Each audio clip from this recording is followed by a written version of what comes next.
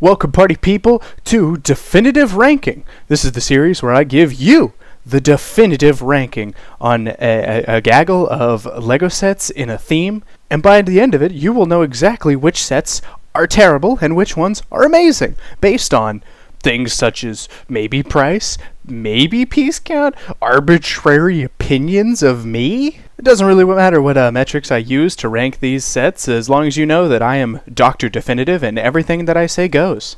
For our first definitive ranking, we will be talking about the LEGO Overwatch sets that just released semi for a while back, a couple months, but we're going to be talking about those. Without further ado, let's slam jam right into the one that's at the bottom of the barrel. At the bottom of the stinky barrel, we have the Big Boy Bastion set. Now, what is this, LEGO?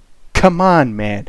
Don't you know that the point of Overwatch is for the heroes? It's for the heroes and the places. And you have the play sets where you can play with your heroes, you can duke it out. What do you not have? What are the two key factors of Overwatch that are not present in this Bastion set? Answers from the class? Answers from... Raise your hand. Oh, Billy, what is it? There's not minifigures or landscapes to fight on in this set. Billy, you're a real child prodigy right there. Unfortunately, he is correct, and it's so sad. You couldn't even include a single exclusive minifigure in here? Just one of like someone who's not in the other sets. No, all you get is the bird. All you get is the bird. I just have a real beef with this set because both elements of Overwatch, heroes and places, are absent. You could have scrapped this entire model. Now, it is a great model, and it's really cool how it transforms, but I much would have rather had like a play set of like King's Row or Numbani or something, anything, and a Lucio figure. Put the Lucio in here. Climbing up out of the barrel, we have Omnic Bastion. Now, LEGO, we just talked about this. Now, I give this less of flack because it was a promotional kind of introduction to the Overwatch line sort of set, but still, there are no minifigures, and there are no landscapes, there are no play sets, there's no play with this, it's just a statue. I give this one a bit of a pass because it's closer to minifigure scale. It's still not. One day maybe we'll get our minifigure scale Bastion, or I'll just go make one online. Find it online and make it myself because LEGO won't. But still, it remains. Overwatch is about the heroes and the playsets. You gotta have that. If you don't have it, you're garbage. You're in the barrel. Get in the barrel. We are now firmly out of the duty barrel, and we are standing strong, never looking back, because we are now on to Hanzo versus Genji versus random guy in Hanamura. Now this is what I'm talking about. We have landscape, well, kinda, it's sort of a place. It's a place in the game, and we have actual minifigures of the heroes that we can fight with. This set's not as high on the list as I wanted it to be because of the inclusion of Default Dan. I don't know who that guy is. He's from like an animated short that like 10 people watched. This brings me back to my last point. Overwatch sets should be about Overwatch characters, and Joe Schmo here is not an Overwatch character. I've never played as Joe Schmo on Hanamura or anywhere else. You couldn't have gotten rid of him and added in like a Doomfist or the Lucio that I want so badly. Other than that, the set's pretty good. It's a pretty fun play set. I like the way that you can shoot the little discs out to kind of imitate Genji and Hanzo's ultimates. That's pretty much it. The only last thing, if you play Genji, you're a weeb. Our next set on the list is going to be Watchpoint Gibraltar. Now this is where it starts to get good, party people. In this set, this is a relatively good play set. I'm not the biggest fan of LEGO sets being mostly vehicle. I don't like LEGO sets that are all vehicle. But if it's mostly vehicle with some really good play, I can get behind that. And that's what this is. The rocket is pretty good, even though it never does anything in game. You get to the last checkpoint, and it's over. It's over. You lost because no one would get on the payload. As for minifigures, they're pretty good.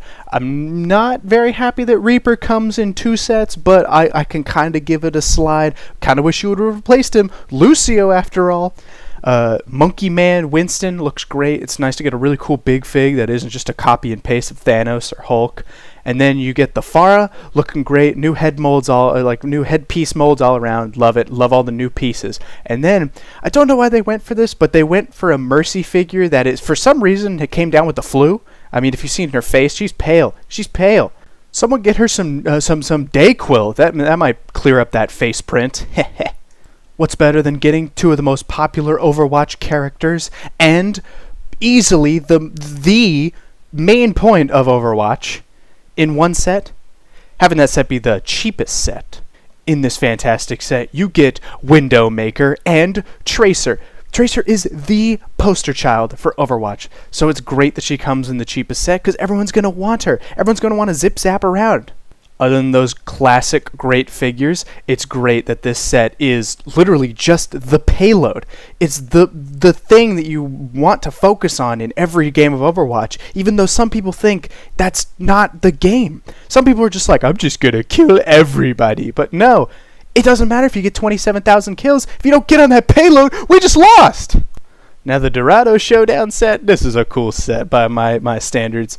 I remember this was probably my most anticipated set when this line was first announced because, I mean, Soldier 76 is amazing. I cosplayed as him for Halloween one time, and no one knew who I was. It's also nice to get a McCree. I'm a little sad that they didn't give him the hair headpiece that Rex has in the collectible minifigure series for the LEGO Movie 2, but it was probably earlier in production. They didn't have that piece yet. I let it slide. The Reaper is great as always. This is the second set that he does come in that we've talked about.